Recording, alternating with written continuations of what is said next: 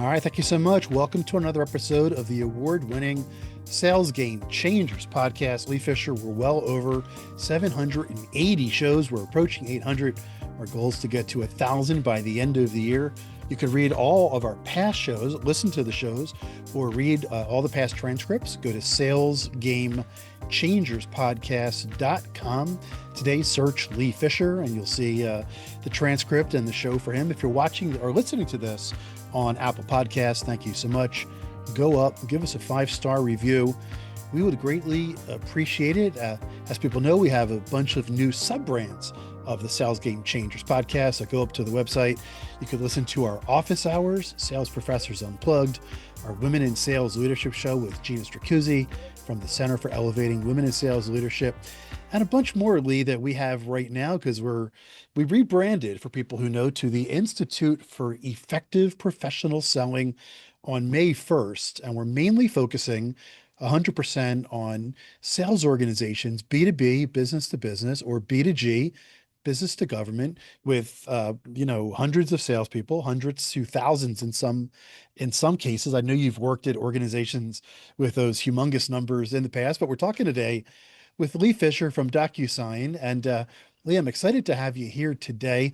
We're doing today's interview actually right before July 4th in 2025, and I'm in a big building that there's 3 cars in the parking lot. So people are taking their early vacation, but I'm excited to talk to you.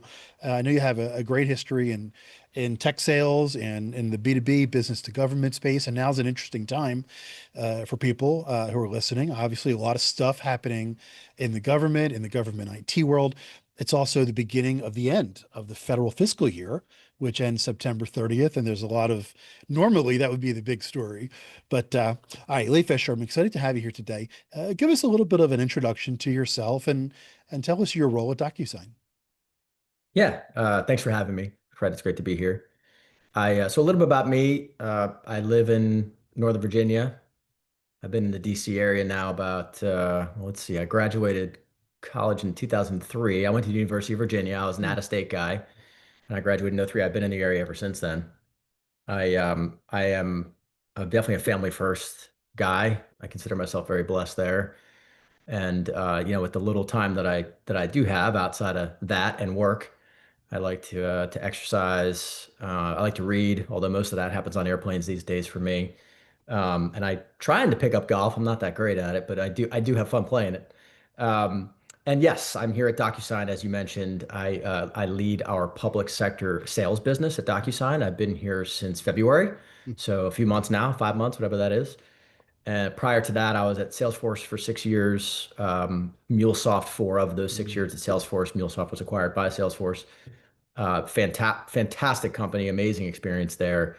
And prior to that, I was at Oracle for over a decade, so I was there for quite some time. And I know you know plenty of folks that are there that you've worked with over the time that you've been doing this. And I got my start at a company called GTSI, which was a reseller, if you remember that name. And that was, over 20 years ago now. So I've been working with the public sector on the provider side, but I've been working with the public sector for going on 23 years now. Yeah, that's great. Yeah, I actually remember GTSI very well. I began my career at Apple Computer and then Compaq Computer. So I spent a lot of Oh time yeah. in Chantilly working with those teams Yep. in the mid 90s, working with GSA schedule and stuff like that. So again, I mentioned it's an interesting time. We're doing today's interview in the beginning of July. What are the biggest issues facing sales organizations that are in the B2G, the business to government space right now? Yeah, yeah, yeah, yeah. Well, I think there's a few things that I would say to that. One is, and this could be B2G, but I mean, I think in general this is the case, which is that customers, consumers, buyers, they're just way more knowledgeable now than ever ahead of a sale. I mean, I'm a buyer, you're a buyer, I buy things as well. And I know what I want. My expectations are super high. I expect personalization. Mm. Um, and that's only going to become more and more true, right? So that part of it is challenging. The market's more crowded, so competition's high. And even in public sector, that's the case. There was a time I think when public sector was kind of always a step behind the enterprise markets and that sort of thing.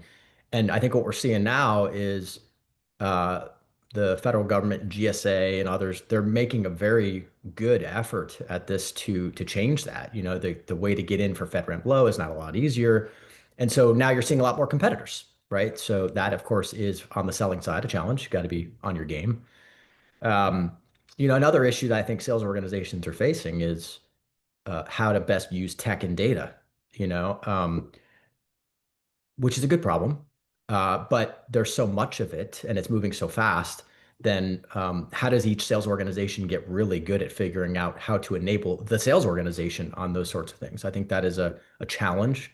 Of course, economic uncertainty, I think we're all pretty well aware of that one. Economic uncertainty, budget scrutiny, how do agencies do a better job at consolidation, using what they already own. Those are all things that, of course, exist.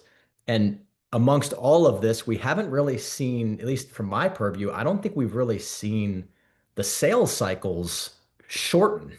I mean, at least not in the government space and not in, I would say, even the enterprise markets. I think the sales cycles are still longer, and so you look at the challenges and you go, and my speed to business isn't necessarily moving any quicker.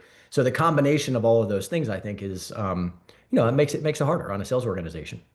Yeah, interestingly, you didn't even bring up AI, which we're 7 minutes into the interview, and that's throwing a whole bunch of different loops. As Oh you yeah, mentioned, I didn't realize you were at GTSI, but I'm flashing back to days when I worked at Apple and Compaq, and we would do full day briefings for yeah, customers on our 5-year technology plan. oh yeah, And now a customer can type into any of the bots, the GPTs, I should say, what is Apple's 5-year product plan, and they can get that yes, information instantaneously. But you also make a great point there.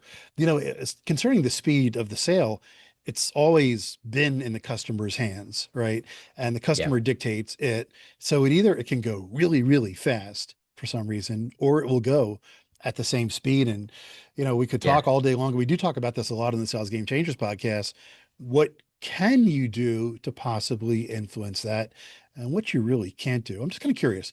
You deal with a lot of government customers. You've been on the B2B, Hmm. sorry, B2G Yep. side your whole career. What does the government and other public sector customers demand from sales professionals right now? And I'm just kind of curious if you can make a distinction between the average customer and maybe public sector leaders. What are you hearing? What are they telling you? What are they demanding from you? Yeah, yeah, yeah. No, it's a great question. I think what we see is customers are going to expect, by the way, I think the expectations are fair, right? So I think what I'm about to say, I actually think are totally fair expectations, actually. But they expect, if you're walking in there as a sales account executive for said account or for said agency, that you are going to be a mission expert on that agency because you can be. Everything is public knowledge. You can study ahead of time and come with a really strong point of view and understand their mission. So having already done your homework, put the time in, I think is an expectation we see. Understanding how they buy, understanding who all the stakeholders are in that organization, um, having a really strong point of view on value. I think the word value almost gets, I think my guess is if I'm on the customer side, I might actually start to hate that word, Hmm. because it gets thrown around a lot, right? And it can be misused or not taken seriously. But if you're doing it right, in my opinion, being able to figure out what kind of true quantifiable measurable benefits are and bring those to the table. So are you doing the homework ahead of time, right? Have you collected information on things like time saved or operational costs or security vulnerabilities or mission improvement areas that are, again, quantifiable? I think you have to be able to come with some of that, and that's an expectation, and again, I think a fair one. I mean, especially in the government space, right? Because taxpayer money, we should be treating that like it's our own bank account because it is. You Right? raise So it. Yeah, I mean, it's yeah. for previous listeners of the Sales Game Changers podcast. Again, I'm talking with Lee Fisher. He runs public sector at Docusign. Uh, we did a survey of the words that were most uttered on the Sales Game Changers podcast. Number two was empathy, and number one was value. Mhm. And I talk about this all the time. People ask me, what do customers need? I'm like, you know, they can get the information, the specs and features and general benefits in a second by typing into the internet. So you, to be valuable, there's the word value again. For you to be Yeah. have even some degree of value to the customer, you need to be, I tell people, a step or two ahead, right? Oh yeah. With where every public sector customer is mission driven. They're not looking Yeah. for profits. Maybe they're looking for cost savings, of course. But, Right. so there's no excuse for you as a sales professional not showing up. I'm just kind of curious for DocuSign specifically. Mhm. We didn't really talk too much about exactly what DocuSign it does and is, and I don't want to make the presumptions for listeners. Yeah. How are government customers using your solutions right now? Yeah. So, everyone sort of knows DocuSign for what? For e-signature. Everyone knows DocuSign for that. You probably used it. I Yep. mean, I I had used used it it before I today. came here. Yeah, Yeah. for sure. I mean, I used it on my leases and getting a mortgage, whatever it might be. So I'd used it before I came to work here too, for sure. This Monday, meaning a few days ago, June 30th, was actually the 25th anniversary of the e-sign Act, which Oh, was a foundational piece of legislation at the time. I mean, 25 years ago, that was a very forward-thinking piece of legislation. Um, and so DocuSign is known for that, right? So we pioneered that technology, but we fundamentally sort of changed how people conducted business, helping businesses and governments connect with signers at a time and place that's convenient for everyone, right? I mean, that was the genesis of that when it came out. And then a whole e-signature industry sprung up around our efforts. And when we pioneered it 20 years plus ago, we were solving a very acute problem, a problem that still persists, by the way, very much so, especially in the government space. But it doesn't solve all problems for end-to-end business agreement or government agreement management. So now what we do is for the government and for others, we go beyond simply streamlining the commit phase of the e-signature component, but that's just the tip of the iceberg. We're also driving value now through AI. You brought up AI earlier. I'm bringing it up now, but um, we're driving value through something called what we call the Intelligent Agreement Management product platform, which is our AI platform. And this is sort of addressing all the risks from start to finish in that agreement process. So now, don't get me wrong. While AI, of course, is where we're going, for a lot of companies are going, that original problem statement that sprung up over 20 years ago, which is getting from paper to digital, that is still a massive potential area of efficiency improvement in the mm, government. I mean, the federal space alone, 98% of all the forms out there are still paper in the feds. wow. Yeah, 98%. 98%. Yep. Wow. And the feds deal with over 10,000 unique forms, which is there's 106 billion with a B pieces of paperwork that are transacted upon annually. And when you factor that out, that's 38 to 39 billion with a B to taxpayers in terms of dollars and cents. It's still a huge market that can be um, up leveled today. And that is still Yeah. a big part of our market. So while we're going towards the AI space, which is getting everything you can usable out of an agreement, because a lot of data is trapped in these static PDFs and forms. And, as a company, we're innovating in that space. But specifically, too, just how do we get from paper to digital still? I mean, that's still a big component of this. And so, today we're in every one of the 15 federal executive departments. We're in all 50 states. We're in over 5,500 actually unique customers across both state, local, federal, but also higher education, non-for-profits.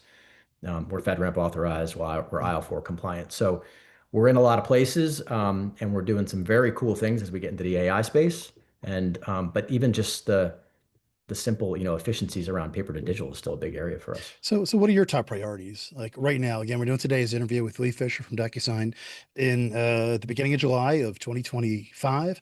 What are your top priorities as a tech business leader this week? What are you focusing on? Yeah, for us, we're focusing on, and I got here 4 or 5 months ago. Mhm. So things I'm focusing on now might have been a little bit different than Mm. a year ago when I left, when I was at a more place that I had been a leader for several years, right? We're focusing on a culture of figuring out that value selling motion, because it is an important one, right? Which is making sure you do understand exactly what a customer needs, not just trying to hammer, your product home. Adoption's a big one for us as well, making sure that everybody is fully using what we sold. That's a big focus area for us. Operational health and strategy is pretty big for me. So things like, data-driven forecasting, inspecting the business every week, pipeline health, you kind of have to be an expert at that, in my opinion now. Um, the other thing we're focusing on too is I'm sort of a believer that wherever you work, anyone in the company, doesn't matter if you're in sales or not, anyone in the company should really, really be able to carry the company message. Can you do that? Elevator. Mhm. I think any single person in the company should be able to do that and do that well. We're building sort of the next generation of leaders as well. I kind of believe that every leader owes the right to be a mentor, Mhm. and to find a mentor in your life. Mhm. It's one of the things I actually really enjoy about the role. And then we're adopting AI. I mean, you mentioned that earlier. Um, Docusign is very big on that. I mean, we do a lot of training here on things like Gemini, to get everyone here very comfortable with using it and maximizing the value of that in your daily work life.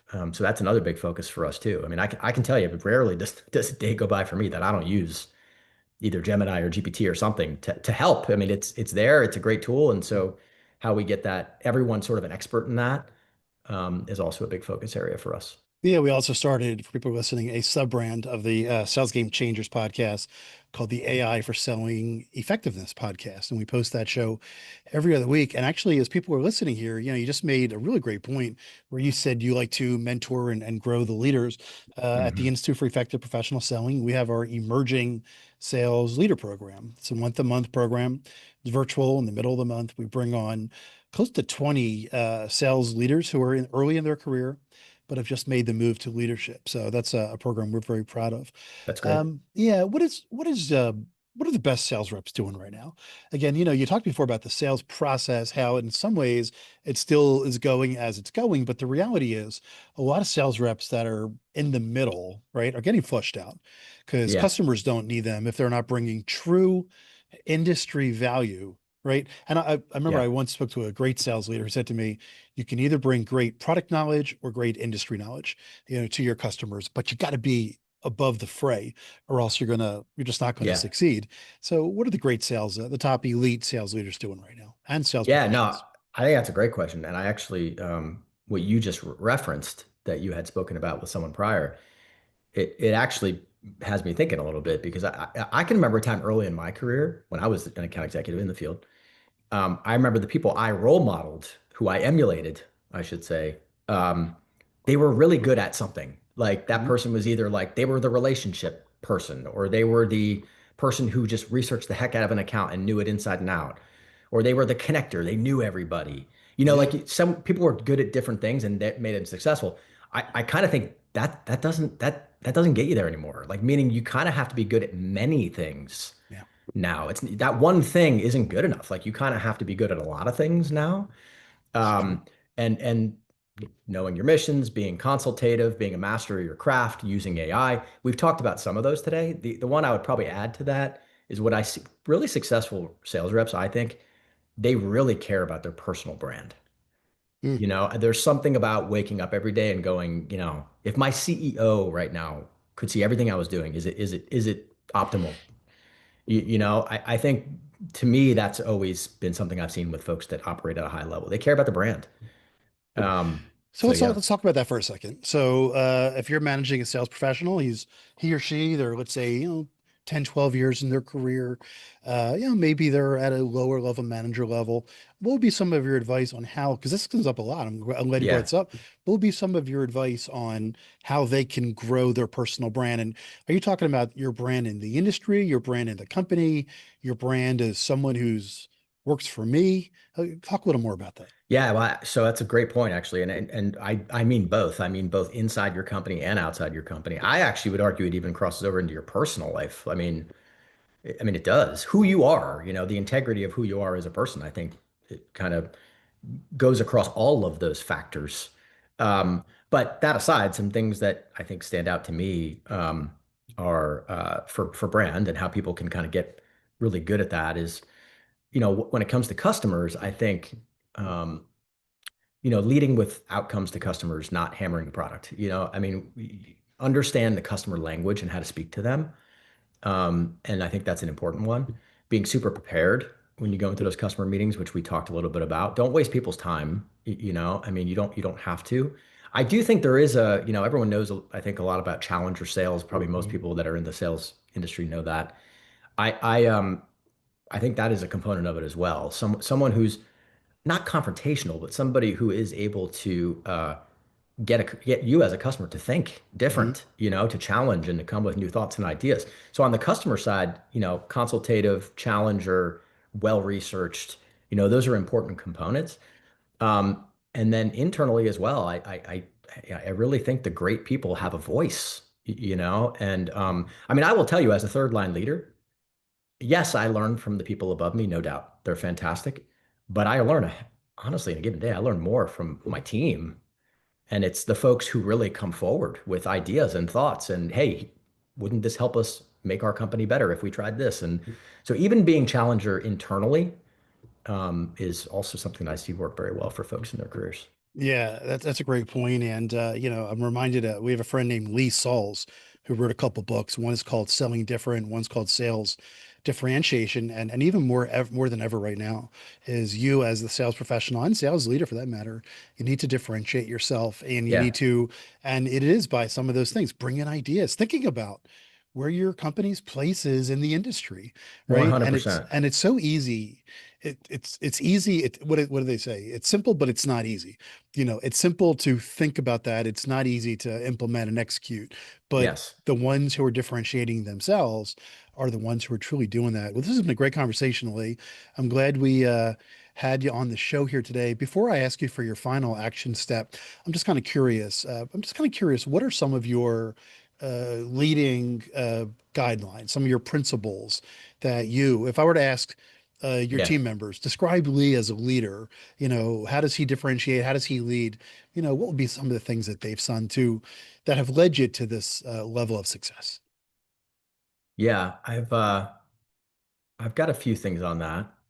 Um, so one is for the guiding principles, I would say my kind of values, my core values are grit, humility, curiosity, coachability, diversity, and integrity. Like those are I wish I had a top five because that's six, but those are my six. I mean, those are the six that I sort of probably care the most about. And I try to kind of surround my core values around. I don't always get them all right, but I try my best. So that's what I would say are my values. Now, as for kind of describing me, I got to say over the years, I've kind of stolen things from other people that I liked that in leadership and other capacities, and I've uh, purposefully not tried to adapt things that I didn't like, right? So having worked for a lot of people, and with a lot of people, you see things you like, you try to take them, you think maybe you don't want to use, and that's kind of pieced together, I think, who I am now. And a few of those things, but I'll just rattle them off to you. Really try to empower others around you. Like don't take credit for somebody else's work. Like Mm, put people on a pedestal that are doing well, get people raised up, get them promoted, get the good people promoted in your organization.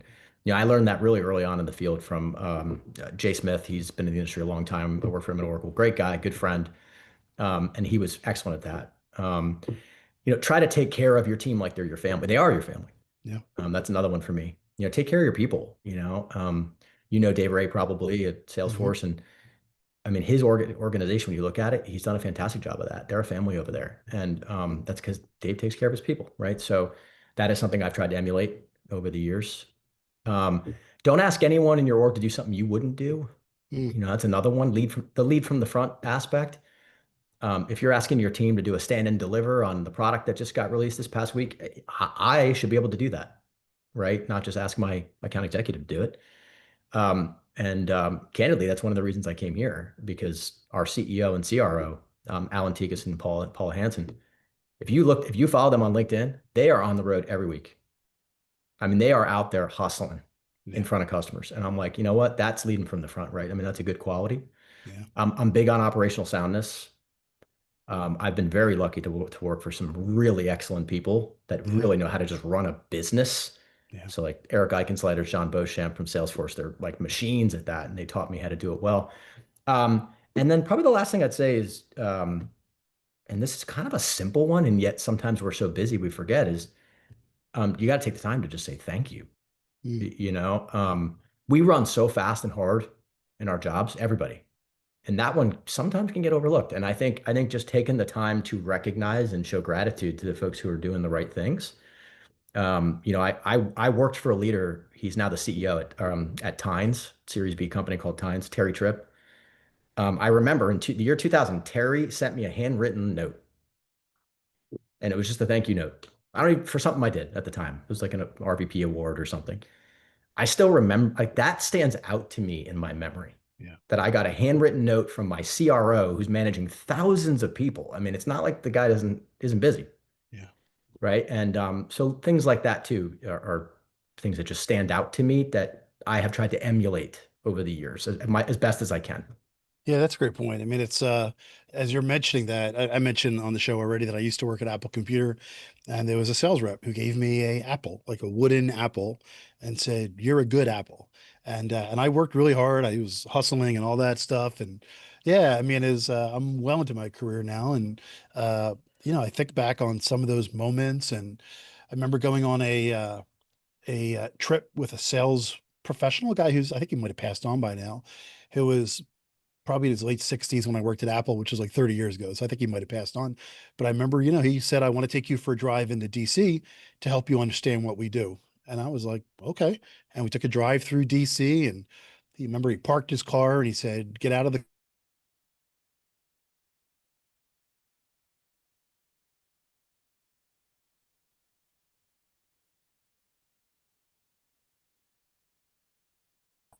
All right, Lee Fisher, it's great talking to you, giving us so many great ideas here.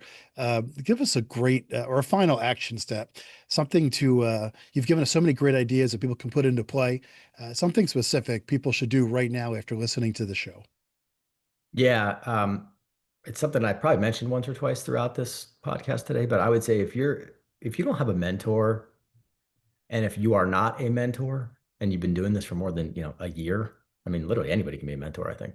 Um, I would say, figure that one out. I learn more from that probably than anything, just having some great people in my life that I can bounce things off of, who I don't necessarily report directly to, although my direct manager, JP Westwood, is fantastic at that as well. But um, find those folks. I've named a few of those people today just in my conversation with you, and they have been lasting impressions for me. So I think for everyone out there, that would be my suggestion. Find somebody that you can chat with once a quarter or whatever, and just have the 30-minute, have talk on those things. That's great. And Yeah, most of those people that you would seek out as mentors would like to be mentors. We talk about mentoring I pretty agree. frequently on the Sales Game Changes podcast. The one thing they do say is be specific. Tell me exactly Yes. as compared to how do I improve my career? Say something like, Yes. how do I go higher in my customer's organization? Or, how do I build stronger relationships at the C-suite? Or, how do I balance my family life, or how do I prepare for leave, whatever it might be. But they all say the same thing. I'd love to mentor you, but come specific so that I can talk about experiences and things like that. I listen, I agree. And I know we're wrapping here in a second, but one thing I'll add to that too is just what's really cool about that I've noticed over the years is actually some of the things I've really learned and taken are not necessarily from people that are even higher ranking. Like, yes, some of my best mentors that I mentioned today, they are higher ranking. They're further along in their career than me. But I've also been a mentor, and I'm like, man, as the mentor, I've learned more from this mentee than I knew before. So really, Yeah. there's so much just knowledge out there and great talent and people to talk to. So the more you can kind of network out there, I think the better. Well, especially now as we have multi generations in the workforce, it Yeah. was basically like, and when we, again, I'm older than you, but when we started, there were two. There were people who were, a certain age, and there were people who were starting. Now, I mean, I've met some companies who have four generations. So, the people who are at the senior level, maybe still in a 30, 40-year career, and maybe they're not senior, maybe they've persisted. They need to know, how do I talk to Gen Y? We just did a show Yeah. with a sales leader at Hilton, and the focus of the show was how Hilton now has to deal with Gen Y, because a lot of the Gen Y are the customers, or they're the ones who are arranging events, etc. All right, once again, I want to thank Lee Fisher from Docusign. Go to salesgamechangerspodcast.com, search Lee Fisher for the transcript. Thank you very much. My name is Fred Diamond, and this is the Sales Game Changers podcast.